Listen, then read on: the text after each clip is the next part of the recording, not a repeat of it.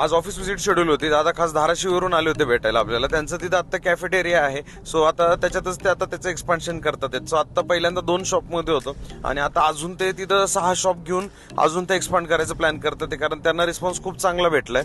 आणि मग त्याच पद्धतीने तिथं काय काय मेन्यू असला पाहिजे, कारण धाराशिवमध्ये ऑलरेडी काही कॅफेज वगैरे आहेत, पण तिथला मेन्यू आणि यांच्या मेन्यूमध्ये बराच डिफरन्स असला पाहिजे.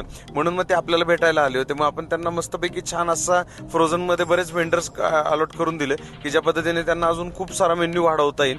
मोमोज वगैरे त्यांना तिथे ठेवायला सांगितले.